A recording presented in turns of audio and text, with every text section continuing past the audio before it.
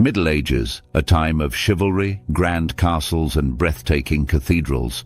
But let's not forget the pièce de résistance of medieval life, the toilet, or as it was affectionately known, the garderobe. If you've ever dreamed of experiencing the pinnacle of medieval engineering and hygiene, then buckle up, because we're about to take a trip to the loo that will leave you questioning your life choices. Picture this.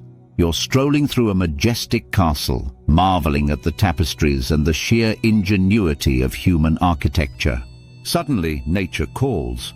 Fear not, for your host graciously directs you to the garderobe.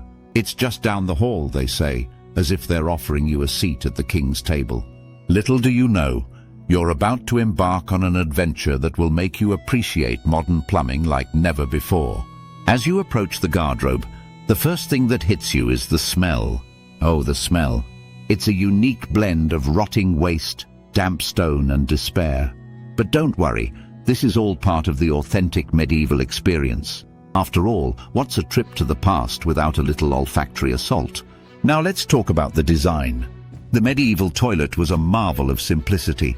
A stone seat with a hole perched precariously over a chute that led straight down to the moat, or a cesspit below.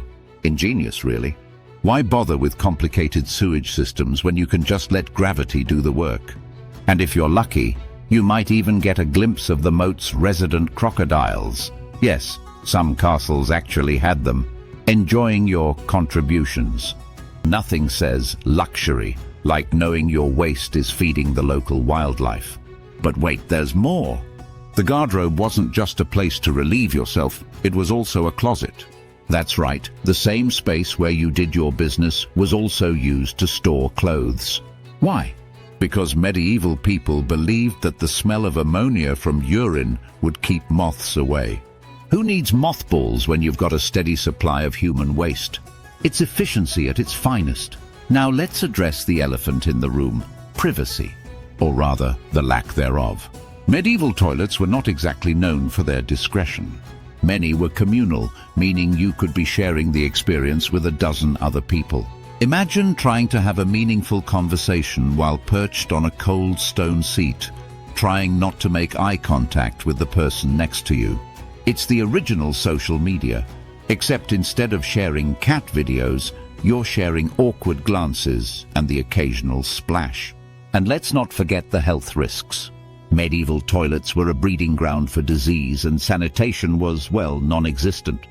But hey, who needs antibiotics when you've got a strong immune system and a prayer to Saint Fiacre, the patron saint of gardeners, and apparently people who frequented garderobes?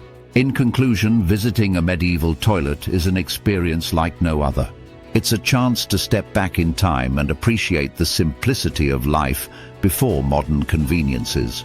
So the next time you flush your toilet and marvel at the miracle of indoor plumbing, take a moment to thank your lucky stars that you don't have to brave the garderobe.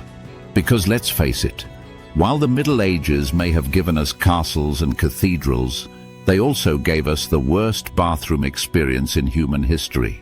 And for that, we can all be eternally grateful.